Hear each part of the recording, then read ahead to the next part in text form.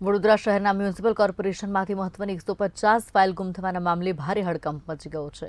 ખાસ કરી Atapi wonderland theme park જેવી વિવાદાસ્પદ યોજનાની ફાઇલ પણ ગુમ થઈ ગઈ હોવાના કારણે કૌભાંડની આશંકા સેવાઈ રહી છે।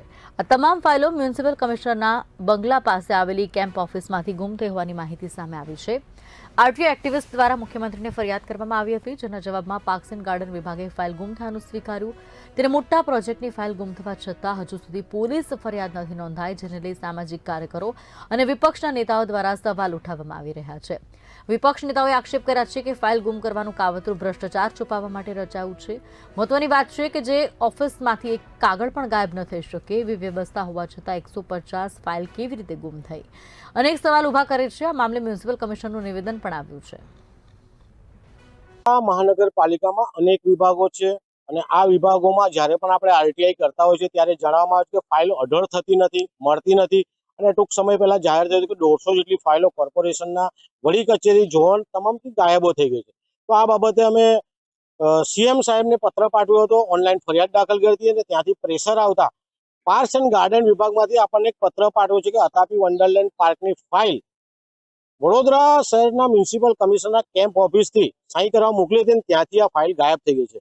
તો આ કેમ્પ ઓફિસ છે ત્યાંથી ફાઇલ ગાયબ થઈ ગઈ છે, કાગળ ગાયબ ના થાય ત્યાંથી ફાઇલ ગાયબ થઈ જવી, એટલે ક્યાંક ને ક્યાંક અધિકારી, કોન્ટ્રાક્ટર અને બધા જ મળીને આ ફાઇલને ગાયબ કરીને મસ્ત મોટો ભ્રષ્ટાચાર આચરનાર છે તેવું દેખાઈ રહ્યું છે। કોઈ જવાબ આપવો નહીં પડે, ભ્રષ્ટાચાર ખુલ્લો ના થાય, ભ્રષ્ટાચારીનો હાથ સંડોવાયેલા હોય, આવી બધી ફાઇલો ગુમ કરી દેવાની। આ આજથી નથી, પહેલાથી એમનો ધંધો જ આ છે। ચોર સાવકાર બનીને બોલે છે અહીંયા, એવું છે। એટલે સવાલ એ છે કે અતાપીનું હું આજથી નથી બોલતો, લગભગ આ સભામાં હું 100 વખત બોલી ચૂક્યો છે કે આપણે અતાપીને આ ગાર્ડન આપ્યું જ નથી। જે ગાર્ડન વગર અતાપીએ આપ્યા વગર ખાલી વડોદરા શહેરના નગરજનો ફરવા જતા હતા, પાર્કિંગ અને ફીની અંદર કરીબન 1 કરોડ રૂપિયા મળતા હતા, એની અંદર 25 લાખ રૂપિયામાં અતાપી આપી દીધું છે। આ મૂળ તો એને આપ્યું જ નથી, મૂળ તો ગવર્મેન્ટના માણસોને આપેલું છે। આ કઈ રીતે એમની પાસે પહોંચ્યું, કઈ રીતે ધંધો થયો, બધું જ ભ્રષ્ટાચારની નિશાની છે અને કોઈ બોલતું નથી। કોનું દબાણ છે, કોનું પ્રેશર છે? આ સરકાર પોતે જ લોકોને કહે છે લૂંટ ચલાવ, એવો ધંધો થઈ રહ્યો છે। એટલે ફાઇલ ગુમ થઈ હોય તો કમિશનર નહીં, જે ડિપાર્ટમેન્ટ હોય, ડાયરેક્ટર પાર્ક્સ એન્ડ ગાર્ડન હોય, તેને પોલીસમાં ફરિયાદ કરવી જોઈએ। મને એક આવેદન આપવામાં આવ્યું છે કે એક પર્ટિક્યુલર ફાઇલ ગુમ થઈ છે કરીને, એ કદાચ મારા ધ્યાનમાં પણ અત્યારે જે આવી છે, એ જ્યારે હું એની અંદર ઊંડાણપૂર્વક પૂછ્યું હતું કે કદાચ નવેમ્બર 2024નું છે, જૂની છે, એટલે મારા સમયની પહેલાંનું છે। એની અંદર શું થયેલું છે, કેમ આની અંદર કઈ પ્રક્રિયા થઈ છે કે કેમ, કે કેવી રીતે ગુમ થઈ છે એના ઉપર તપાસ કરીશું।